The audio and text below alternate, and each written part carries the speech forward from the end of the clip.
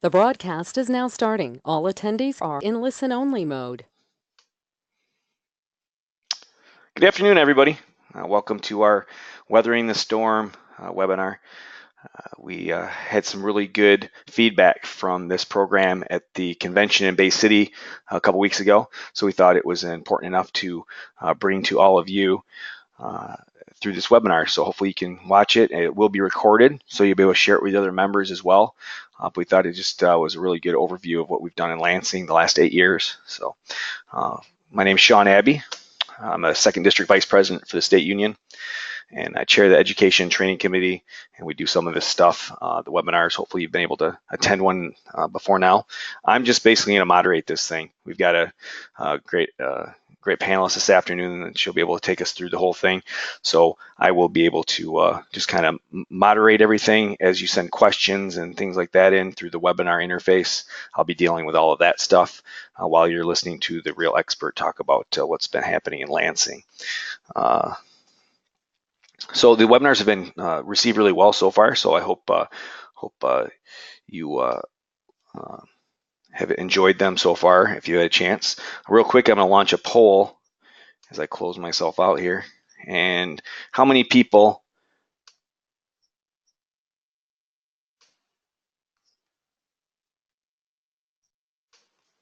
have participated in a webinar? So let me just put in real quick. Go ahead and answer that.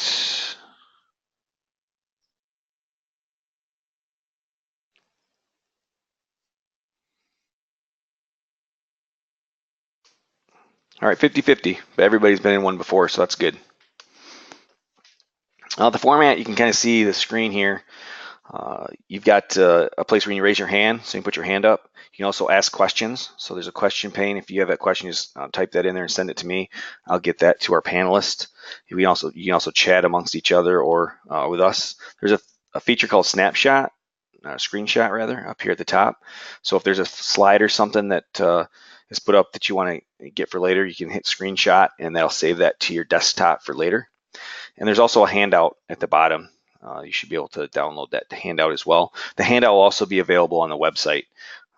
It's basically an overview of this whole program and basically in a document. So it's kind of helpful.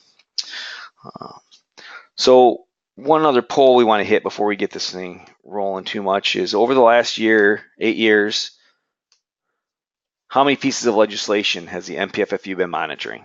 So let's take a guess. So over the last 8 years, how many pieces of legislation has the MPFFU been monitoring? It's less than 100, between 100 and 299, between 300 and 499, or over 500. Go ahead and click in there real quick if you can. So I can close the poll. Take a guess. Give you another second.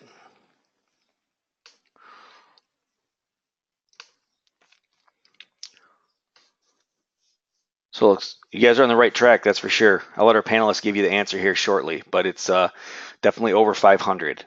So it's pretty amazing. So over 500 pieces of legislation are in the hopper that we need to keep track of. So let's get to our panelists. It's my pleasure to introduce Melissa McKinley. She's been a lobbyist with Kelly Cawthorn since 2005. In this role, she specializes in transportation and infrastructure, fire safety and services, higher education, healthcare, pharmaceuticals, licensed professionals, appropriations, procurement, and state contracts, but mainly fire is what I'm getting. She's been named top lobbyist in Michigan by Mirrors News and Inside Michigan Politics. In 2016, Melissa was named Kelly Cawthorn's first female partner. Prior to joining Kelly Cawthorn, Melissa served as Vice President of Government Affairs at Western Michigan University. She also worked as a legislative aide for Senate Democrat leader Bob Emerson and Democratic Speaker of the House Curtis Hertel Sr. Melissa served on the board of directors for Habitat for Humanity of Michigan and co-chaired committees for the Children's Trust Fund and Special Olympics Michigan. She holds a bachelor's degree in international relations and political theory from the James Madison College at Michigan State University. Welcome our panelist, Melissa McKinley. Good afternoon, Melissa. Hi, Sean. Thanks. And hello to everyone out there. Glad you're here. The ball's in your court there, Okay. Melissa. Okay, let's see. Can everyone see the screen now here? We can. Great. Okay, well, thanks so much for having me provide this webinar today. I'm excited to be able to go through what we have done over the last 8 years and show the accomplishments of the union. Really, as I was putting this together, I was just amazed at what we have gone through and come out successful. We have faced more significant battles during the last 8 years than most organizations truly have seen in 50 years. And it is incredible to show what your state union has done in such adversity and times of, difficult, it's such a difficult environment. And really, MPFFU has seen a level of success that can't be compared during really any other time other than, on the forefront when prior to all of the laws really even being in place. So let's take a look here at, forgive me on this, Sean, I just want to make sure everyone can see what I'm trying to go through here. Does it look okay on your end, Sean? Yeah. As you click through, just use your arrow keys, and it should work fine. Okay. Okay. So we're going to continue on here on the political makeup, and I think it's important for us just to look at the makeup of the legislature over the last 8 years because it helps explain some of the challenges that we faced. Republicans have controlled a majority of every statewide elected position, have had super majorities in the Senate and overwhelming majorities in the House. So what does it really mean? Well, in 2011 and 2012, this was the first time in several years that Republicans gained control of the governor's office and control of the House of Representatives. And this really meant that full control by the Republicans throughout all of the governor's office, all of the various appointed positions, the Attorney General, the Secretary of State, the House and Senate were in control by one party, and really they were just ready to come in and do wholesale changes and crush the labor movement. So you can see this breakdown. Really, when I say super majorities, 2612 was a super majority. They do not need one Democrat to vote with them on any issue to gain or pass any piece of legislation that comes through them. 63 to 47 isn't a super majority for the House, but it surely is close. That means they have the ability, because you need 56 yes votes to pass anything out of the House. They have quite a leeway for some of their members that if they didn't feel comfortable taking a vote on an issue, they had enough Republicans still in the body to get to 56. So how do we win? Well, winning requires a complement of tools and a number of strategies that we employ to gain the success that we've had over the last 8 years. The first one I want to point out are the rallies, because we know that's the power of all of you coming to Lansing, speaking your mind to the legislature and showing the force. And these have been extremely successful over the last 8 years. And it really started right away in February 2011 with the legislation that was looking at repealing 312. We had over 1,000 firefighters show up to protect the Public Act 312, and it served its purpose. It showed the force of behind the fire services, and the legislature, at the end of the day, and we'll talk about it more later, was willing to compromise and not eliminate Public Act 312. Obviously, we rallied for right to work, and the end result there was less of what we had hoped for, but at least at the end of the day, police and fire were exempted from that. March, we had a rally for cancer presumption funding when the legislature and the Senate was unwilling to fund our first responders presumed coverage fund. And then again, as everyone will recall, we've had two fights in December and November on the pension issue that they continue to want to attack. So these have been very successful. We are already scheduling this December set at the Capitol, so put it on your calendar to come and be prepared when this legislature decides to try something silly again, like take away your pensions. But committee hearings are also another important piece of this. In the last 8 years, it's actually hard to count the number of times a member of the MPFFU has testified before a committee. It really is a critical part to ensuring we are educating our legislators on the issues surrounding any bill that we believe is important or is something that we need to defeat. Some pieces of legislation require us to testify multiple times on the same bill. So we are very invested in educating our legislators, and the committee process is definitely an important tool in that. Now, lobbying, it's not just what I do every day for you, but the work that you do at the Capitol. And so many of you have participated in this process, and it really is important. Every time you send an email, you make a phone call, you come to the Capitol, you bring your legislators to the station, you attend coffee hours. It is your lobbying that has made us so successful. So you can see these are just a couple pictures showing some of the great members of the MPFFU that have participated. I'd love to be able to show you all of them, but we don't have time to go through that. This is a good time to launch this poll. On average, what's a turnover of legislators every 2 years? So on average, what is a turnover of legislators every 2 years? So how many people are flipping over seats? Just because I think this really speaks to the lobbying, Melissa, because I mean, it's not like we're lobbying someone and then they're going to be there for 20 years. We lobby somebody, they're going to be gone pretty quickly, and then we need to lobby again, which is definitely one of the downsides of term limits. Anybody else want to take a crack at that before I close the poll up? All right.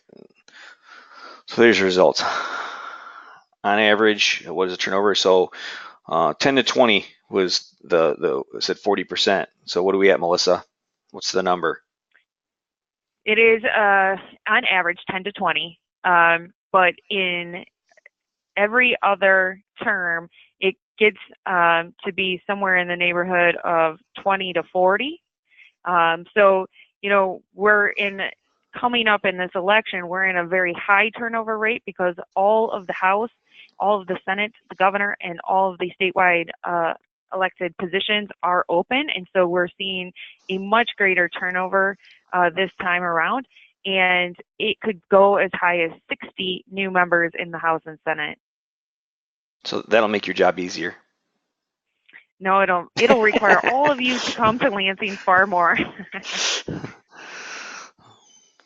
So, Sean, if we can move on, I want to talk about the legislation. So, Sean asked a question earlier in the poll on how many pieces of legislation are we actively watching. And so over the last 8 years, we have had over 600 pieces of legislation that we have been monitoring, fighting against, working to enact. As you can see the breakdown, defeated 66 major pieces of legislation that would impact the union, amended 31 of those to make them far more palatable for the union. We went after 16 bills that would impact the union from a positive perspective, and we had to continue to monitor over 500 pieces of legislation. Now, that's to date. We're only in May still, and there are 6 months left of the year that they can introduce pieces of legislation and continue to move them. So we are constantly watching all the various bills that come before. But really what I want to show you is just a snapshot, because the time it would take to go through everything we don't have today. But over the last 7.5 years, we've dealt with over 600 bills again. And remember, you know, we have to on each one of these bills, understand how it impacts the union, and begin to pull together pieces of information to educate every legislator on these bills in the event that they come up for a hearing before committee or are passed out on the floor. So on average, there's about 150 bills that are introduced in a 2-year cycle that could have an impact on the fire service. And we'll start with 2011, 2012.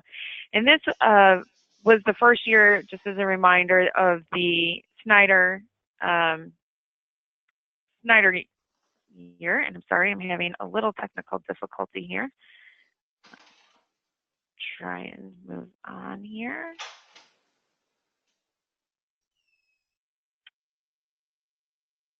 I apologize for the delay here. It's not letting you forward with the arrows. It is not letting me forward. I apologize for the cursor that you're seeing, but we'll move on here. So we're going to start with what we defeated. We've broken this down into really 3 categories: the legislation we defeated, the legislation we protected, and the legislation we wrote or we won. And this is important because the legislation that we defeated never saw a vote in both chambers or saw the governor's pen for signature. And a lot of these bills you will see cycle after cycle have come back.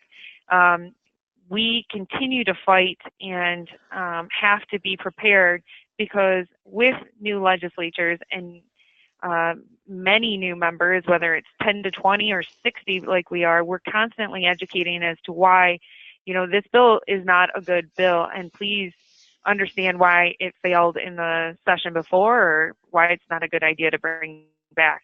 But as you can see, I'll give you just a few minutes to read what's on the screen, but to go through each one, I want to just highlight a couple of them. House Bill 4059, which prohibited paid release time for union officers to conduct union business.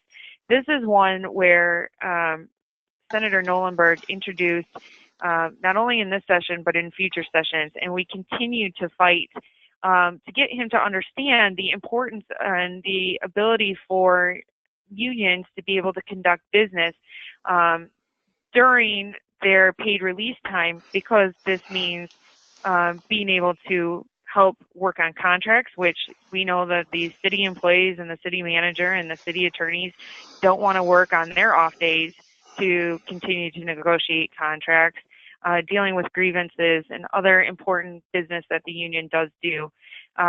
We were successful in killing it in 2011. In 2011, they started again with the repeal of PA 312 at House Bill 4205. We definitely killed that bill. We were able to, though, and I will talk about it later, have a different bill introduced which reformed Public Act 312 to the way we wanted it, but we did kill the bill that strictly repealed it. Just going back one, House Bill 4060, which limits the average final compensation to 55% of the employee's base wage. Well, this happened to be introduced by a Democrat who supposedly was a friend, but this is an instance in which, and we see this often, that bills are introduced because of a specific situation that's occurring in their district. So one community had an issue in which the legislator felt they needed to address it by attacking your pension and what you could include as part of the pension and the calculator. And so we are always, doesn't matter if they're Democrats or Republicans, but we are trying to continue to fight a lot of these negative bills that happen just because of one issue in one small community. We like to try and take the scalpel approach versus the axe, and unfortunately, in many cases, that's how the legislature operates. They come in to try and fix a problem that only exists in one small place. Senate Bill 705, which modifies remedies for mass picketing, this is part of a national movement, and we saw this on several different cycles, legislative cycles, where a group called ALEC has come in and tried to put together a national model to fit within the state of Michigan, and very conservative in their thought process. And again, we've been able to keep those bills from happening.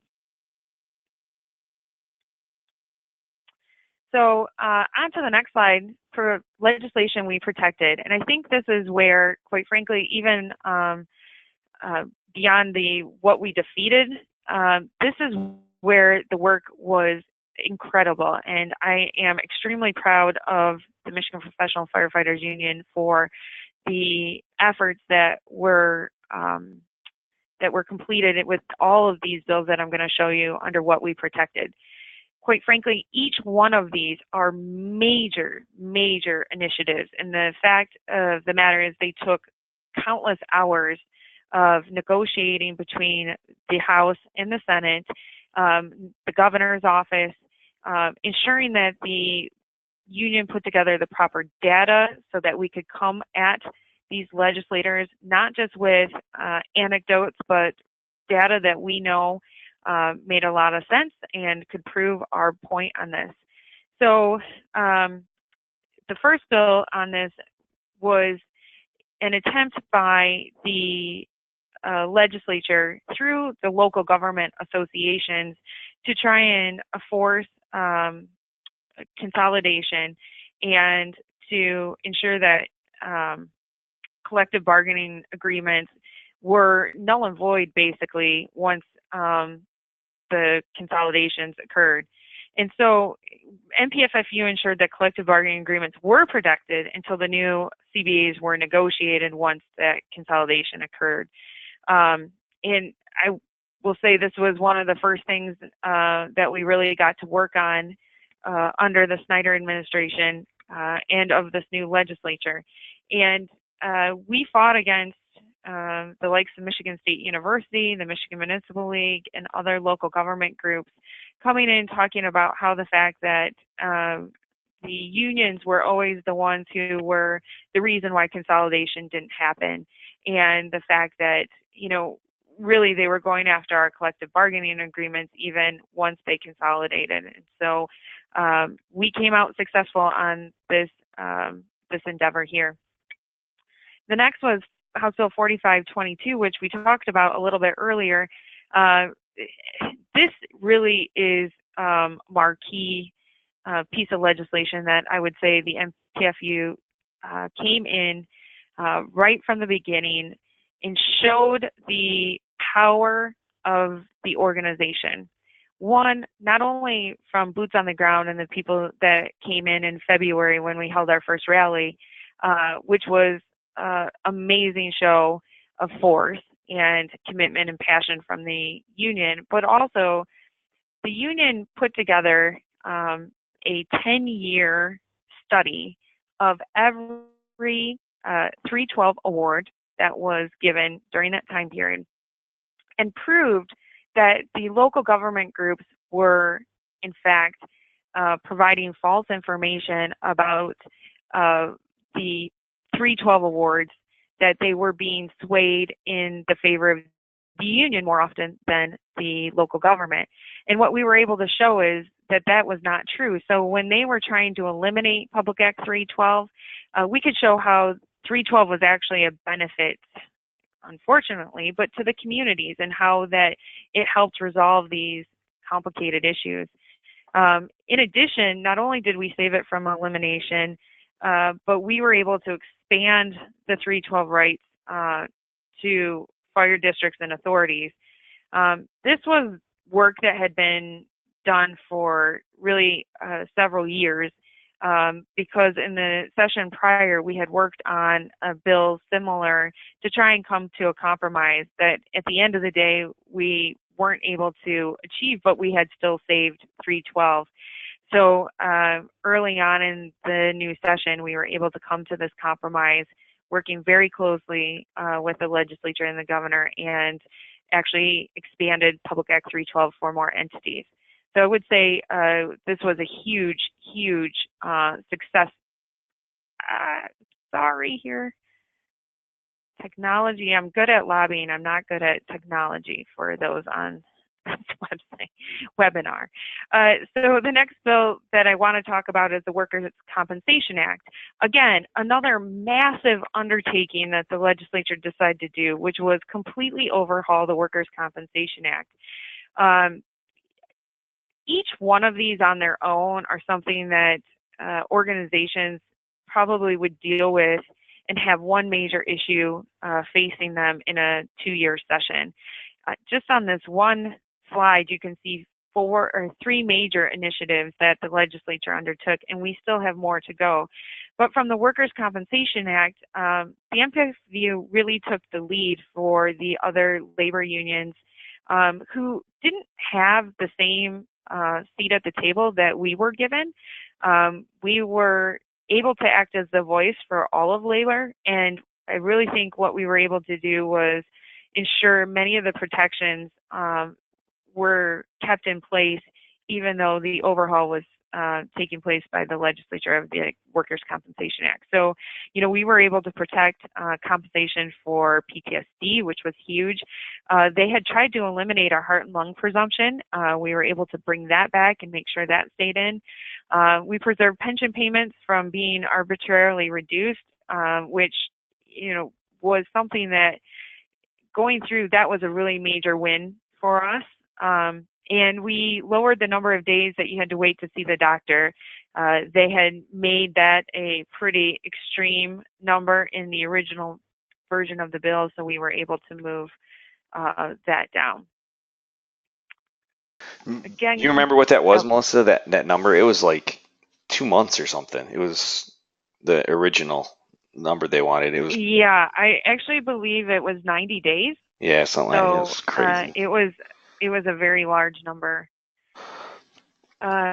So moving on, Senate Bill 7, which again, in some of these cases, when we say we protected, we made it better. They're not, all these bills aren't particularly on this. We wish we could have killed them outright, but in the environment that we had, which is why I showed you the political makeup to begin with, you understand that we were facing mountains, and the climb to achieve the results that we did was pretty impressive. So, on Senate Bill 7, we were able to ensure that the employees and communities had options. I mean, initially there were no options as it related into this bill. And so we were able to make sure that there was an opt-out clause, or they could determine a hard cap was better. And I know that this has impacted many locals, probably not in the most positive of a way, but again, from where this bill was introduced and how it started, we had major improvements that we were able to put on it. So Senate Bill 8 also speaks to consolidation. Again, there was a major push, and you can see when these bills were introduced, January and February, the previous one that I had spoken about, allowing the 2 or more entities to enter a joint endeavor. So they were looking for consolidation of locals. And again, the local government organizations, the MML, the MTA, the counties, were all fighting against us. They were using the union as the reason why consolidation never happened across the state. And they were trying to find ways to impact our ability to bargain consolidation and whether it would happen. They were trying to privatize EMS, and we were able to protect against all of that. These issues that I raise, and I don't mean to sound like I'm beating a dead horse over them, but they are massive undertakings that all occurred in a very short amount of time. We would successfully move past one issue and the next one would be coming right at us. And to achieve the results that we were able to in protecting the union really goes to the power of your voices amongst the legislature. And I will give great credit to President Doherty, Secretary Treasurer Chesney, and all of the e-board members, because the work that they did behind the scenes on a daily basis really put us in the position that we are in today with such level of success.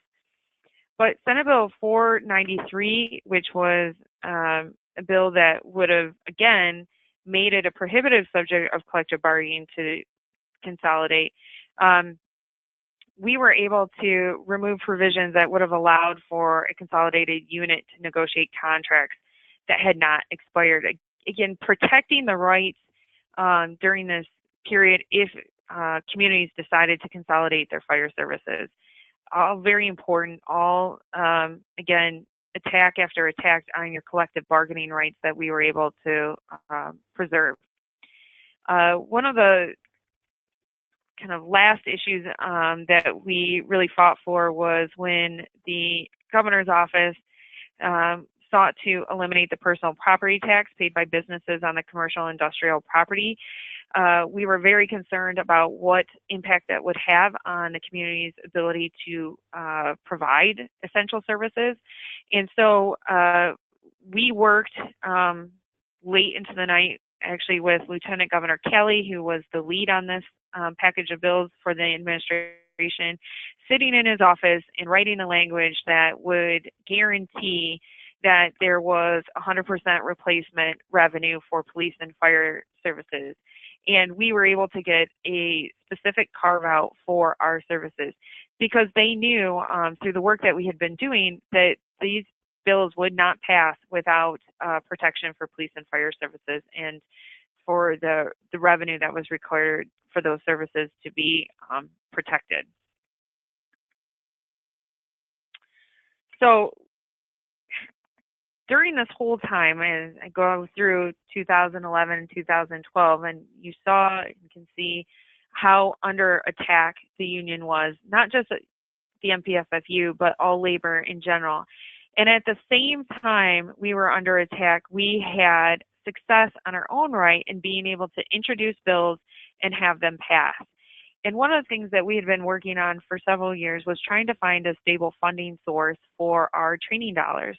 The state of Michigan had only provided around $200,000 annually for training of firefighters across the entire state, and that just wasn't enough, but we were coming up short with getting a stable funding source.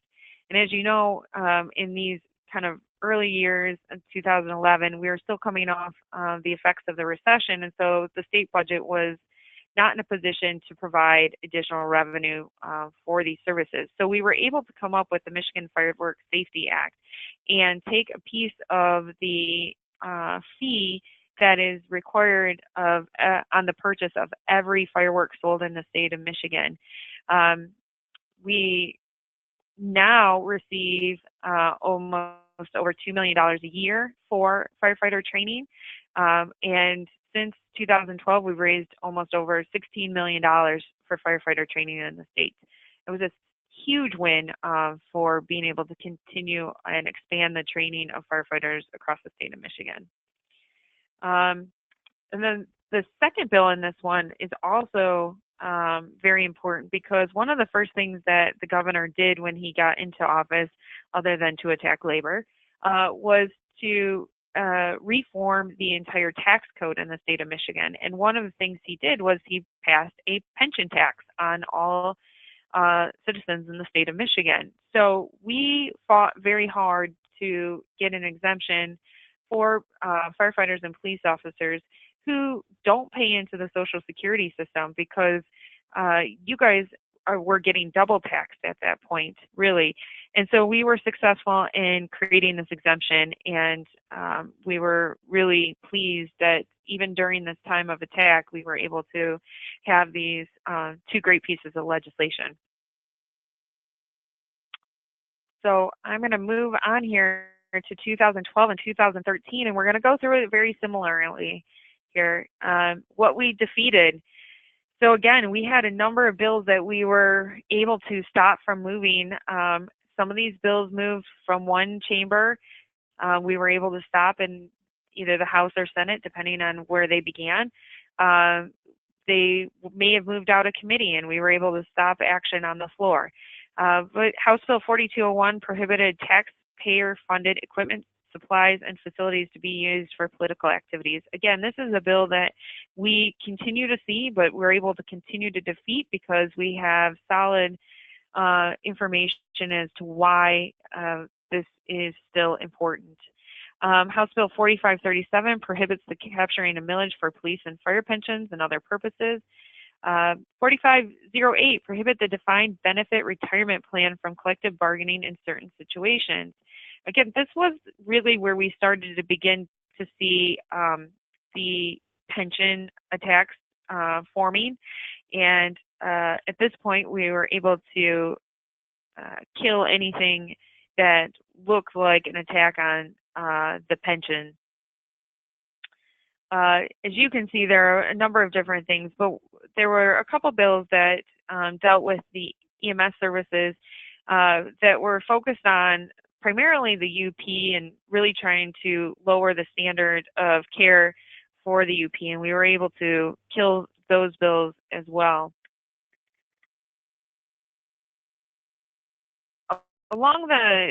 Once we were able to pass the Fireworks Act, unfortunately, we started to then see the repeal of the Michigan Fireworks Act. And so we've been fighting ever since 2013 these bills that would try to amend the Fireworks Act in any way, which would have a direct impact on the revenue that's received for Firefighter Training Council. Also, residency requirements for public employees is one that is introduced every session ever since you, as the union, were successful in repealing those requirements. And so we're constantly watching out for those types of bills as well. So legislation that we wrote, again, you can see from the slide before, we had a number of attacks continuing to happen, but that we were still successful in passing major legislation. After the first 2 years, the attacks slowed down just slightly because I think they were a little tired from all the beating up on us that they did. But as you can see, these are three great bills.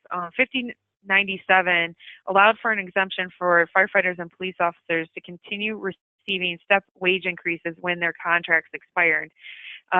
This bill came about because in the session prior, we were unable to stop legislation that would have not allowed for step increases to continue. And so we were able to get a legislator to introduce this bill very quickly and to move it through the process to ensure that for firefighters and police officers, this was really an attack on teachers who had contracts that had been that they had been without contracts for multiple years and had been receiving step increases all along. We were able to show, and again, this is not something that we were fighting to not protect teachers, but it is something where we have to try and protect firefighters, is that in your line of work, things are done very differently. So we hire firefighters at a very different wage rate, and then once they've gone through a certain process or time period, then they receive their step increase. And so, as well as whether it's if you're being promoted and your rank changes, that these are different scenarios. And so we were able to pass that, which was a really big victory. The next bill, Senate Bill 211. Melissa, that bill too, that's also dealt with the insurance changes, correct? And then the retroactivity, was that one as well? Yes, it did. Sorry, thank you, John. Yep, and I know that's a big thing. I had a lot of locals, and for those of you either on live today or on the webinar, to this day, so this was passed in 2014.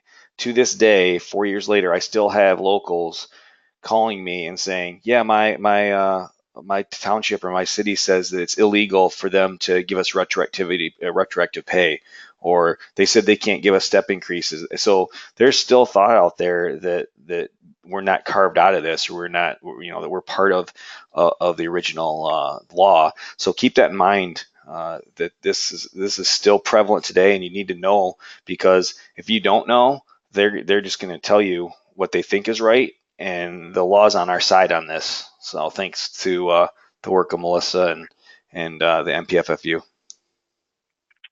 Thanks, Sean, for giving that added information. That was helpful. Senate Bill 211, this is one of the bills that I'm most proud of in my entire career, having worked on. It was a 20-year fight, and no, I have not been with you for 20 years, even though it may have seemed like that, but had been a 20-year fight to get to December 31st, 2014, when the governor signed this bill. It created a cancer presumption for firefighters, and we created the first responders presumed coverage fund, which allows for firefighters diagnosed with 10 types of cancer, which are outlined in the legislation, to receive funds for lost wages and the cost of care. And it is a rather simple application process to the Workers' Compensation Agency. I know that, Sean, you did a great webinar on that as well. But this is something that to have been able to get passed in a time where there was nothing but really a tax on firefighters and labor specifically is really a feather in the cap of all who came and testified and all who are no longer with us that were part of the process and who testified on behalf of this legislation. Really say hopefully this bill is helping a lot of people who need it desperately. So we're very proud of that. Senate Bill 235 also was something that provides just a higher level of recognition for our fire inspectors. And again, just another example of our success during a time where we were being attacked. So I'll move on to 2015 and 2016. Again, looking at what we were able to defeat. Yes, we lost out on the right to work debate for everyone, but we had now legislators coming after police and fire specifically attacking us, which we were able to kill.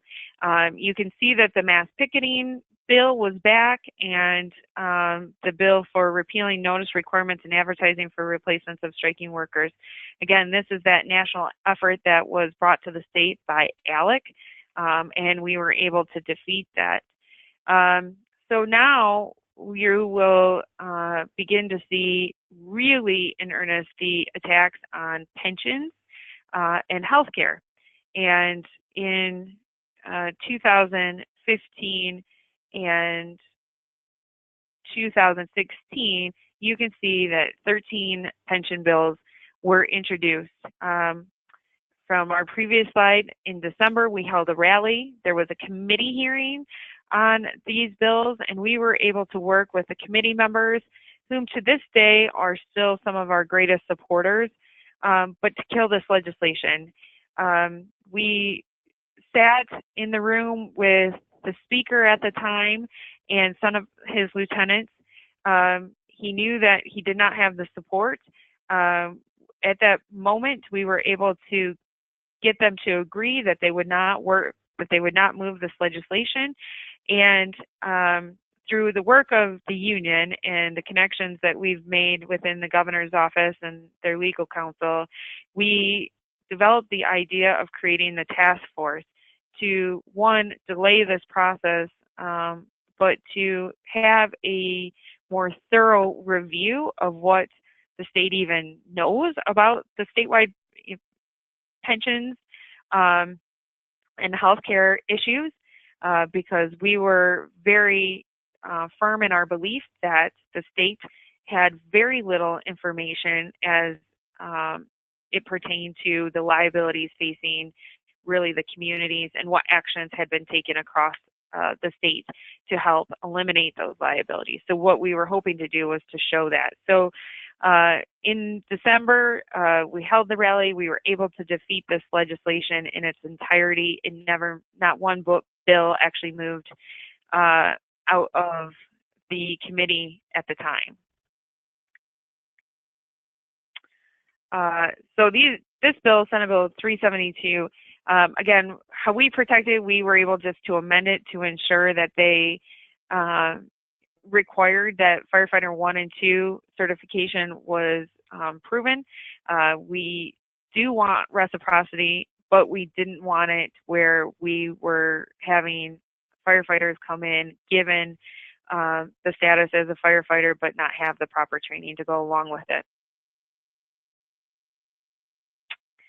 In legislation we wrote, so you'll see, again, despite this vicious attack on pensions and healthcare, we were very successful in passage of a number of bills that had a major impact, particularly on funding issues for our firefighters.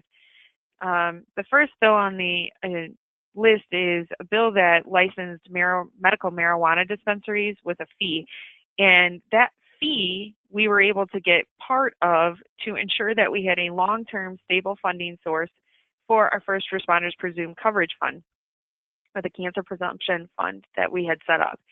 So this fund is now, or this fee is now in place, and as of January 2019, the estimate is $5 to $6 million that we will see every year coming in to help fund those that have been diagnosed with cancer. And so this is just a really great resource for us, not having to fight the appropriations process on an annual basis.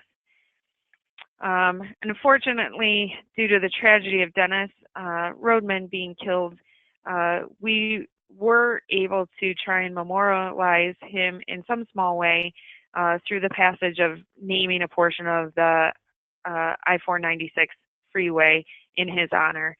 We're very thankful for the legislature in recognizing Dennis in this way, and thanks to former Chief Tom Cochran and current state representative who co-sponsored and moved that legislation through the process.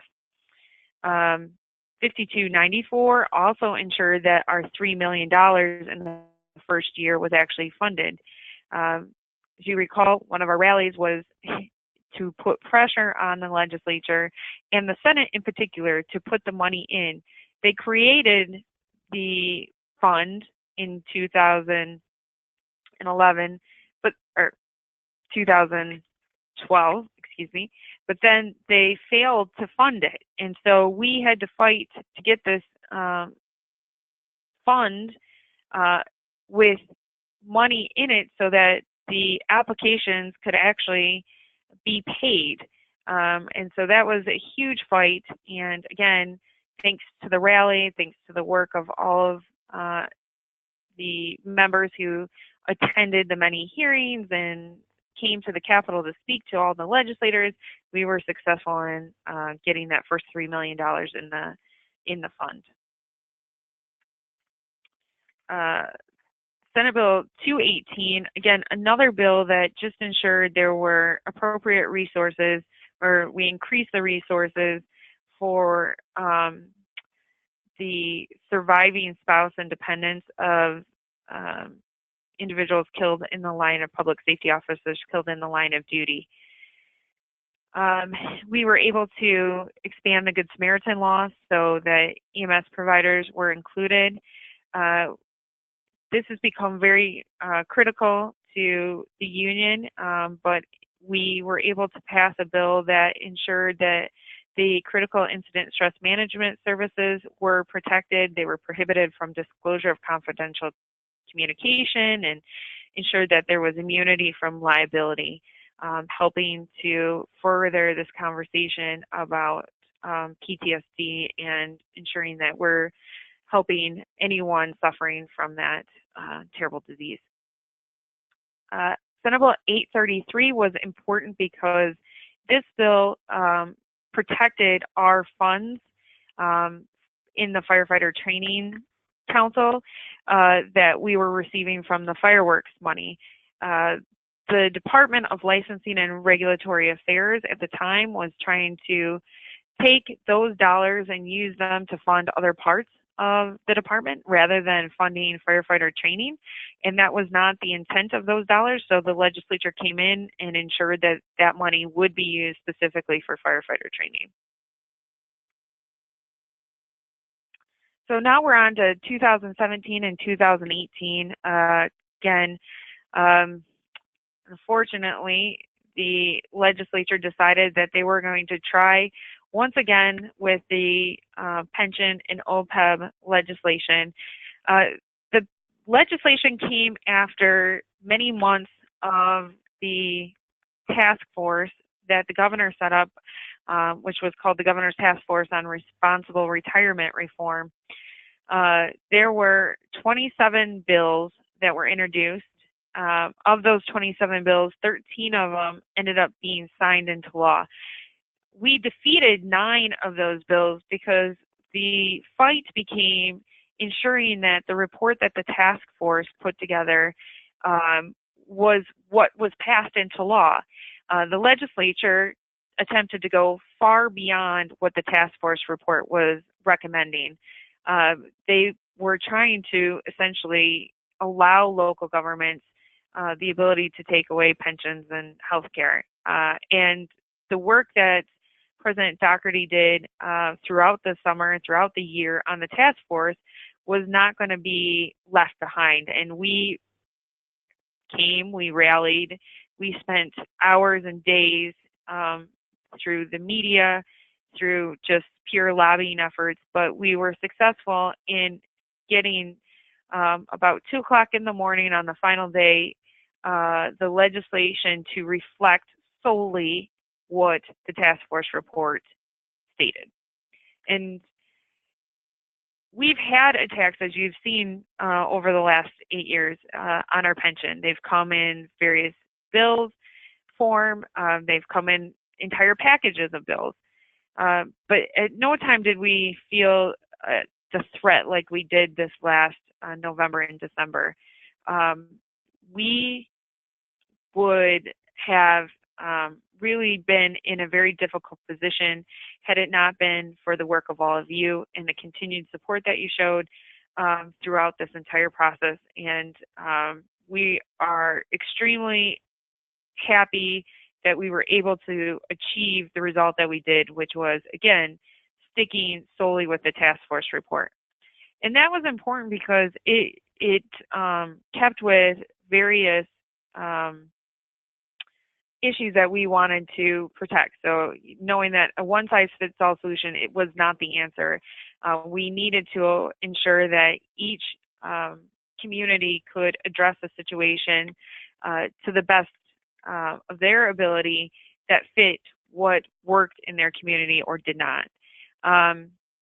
We needed to make sure that those commitments from the past were maintained, that they could not go in and eliminate pensions that had already been enacted, like they were trying to do in previous versions of the legislation. We made sure that collective bargaining could not be impaired while they were finding solutions. And we wanted to make sure that this was addressing the communities with the most challenging situations. This, again, goes back to that earlier comment of we wanted to use the scalpel approach, not the axe approach to this issue. And I believe that when you look at the end result, that's what we were able to achieve. So it wasn't all about, and it hasn't been all about just pensions and OPEB, even though it may feel like that in the last year and a half. We have been working on a number of other issues, a couple bills that we were able to protect against some really bad language in it, bill that would have required the use of a ground ambulance for patients unless medically necessary. We amended that legislation to ensure that the EMS provider in the field could make the appropriate decision for the patient, which we felt was very important. Worked closely with our members who sat on the EMSCC committee, which is a committee within the Department of Health and Human Services that monitors all of the legislative activity and rulemaking process for the emergency medical services. We also worked very closely on House Bill 5456, which was a bill that created the Asbestos Transparency Act. And really at the heart of this was trying to eliminate the ability of those suffering from asbestosis, the ability to file claim and collect their proper payment for this disease. We were invited in specifically the MPFFU to talk about the issues and the concerns that we had. And these two major issues were issues for a number of other organizations, and they had not been able to get successfully the changes that they had asked for. So they came to the MPFFU, who was invited in by the chair of the committee, and we successfully protected the time frame to file a claim and protect the process against attorneys delaying action, which is critical when you're suffering from that disease. So your union really was the reason why that bill became something that everyone could support. And so, you know, again, we are only a year and a half into this session, but we've already had a number of wins on legislation that we introduced and that we helped write and pass. One of the big ones for this year was House Bill 4160, which would allow for roadway solicitation on behalf of a charitable organization, which really has a huge impact for the Fill the Boot program. This was something that we had, again, been working on for several years, but finally found the right mix with the right legislator to introduce it and get it through the process. So we're very happy about that. Senate Bill 264 and 265 updated our Firefighter Training Council Act, which had not been updated in several years. And so these things are all very important to ensuring that the firefighters in the state have the ability to determine what's appropriate for training purposes and continuing to make sure that the legislature recognizes the fire services as a very important entity in the state of Michigan. So just to move on, and I'll move quickly through this process, but you know, we talk about the legislation and the legislature, and those are obviously, with over 600 bills that we've been watching over the last 8 years, a very big part of what we do from a lobbying perspective. But to be honest, it's not all done from a legislative perspective. There are a number of departments in the state of Michigan that we have an interest in, and we are meeting with the department directors and bureaucrats within those departments to ensure that policies that are being written by those departments do not negatively impact the union. So just to quickly run through Treasury, this was important because we were able to overturn the use of what is called CGAP funding, which was being used to help consolidate to get PSOs formed in the state of Michigan. And the union fought, and we were able to keep PSOs from getting funding from the state of Michigan. Department of Natural Resources, we just made sure that firefighters who came back to work because they were needing them would do it without losing their pensions. Department of Licensing and Regulatory Affairs, we really stopped Laura from taking our funding, as I mentioned earlier, but this is also a place where we were able to stop the department from trying to eliminate MIOSHA Part 74. And then at the same time, we're able to expand to require more training. Laura also houses the Workers' Compensation Agency, and so this is, you know, one we work very closely with the director to ensure that applicants have the easiest possible route to get their application accepted and then their claims funded for cancer presumption. DHHS, just something we've recently accomplished. They were trying to put an assessment on all transporting agencies, which basically would have put fire-based EMS out of business. We were able to turn that completely around, and at the end of the day, insert an additional $1.5 million into these departments through increased Medicaid funding. And the governor's administration, really, we have been working with them from day one. Without a relationship within the governor's administration, a lot of what our success would have been probably much more limited. So we are happy, as you can see, this is just a very small snapshot of the number of discussions that we've had, the number of meetings that we've had with them, and the recognition of the relationship that we do have to be able to work out compromises when necessary.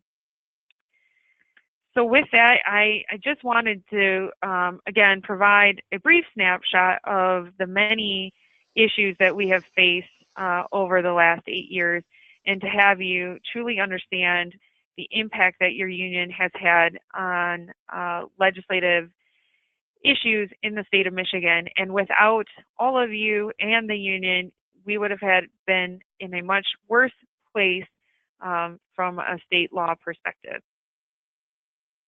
Excellent. Thanks, Melissa. And you didn't include yourself in there. So we thank you, because I believe we'd be in a much worse spot if it wasn't for all your hard work and dedication. So thank you very much. We're closing this thing up. So if anyone has questions, go ahead and you can raise your hand now if you'd like to say anything. I can open up your mic.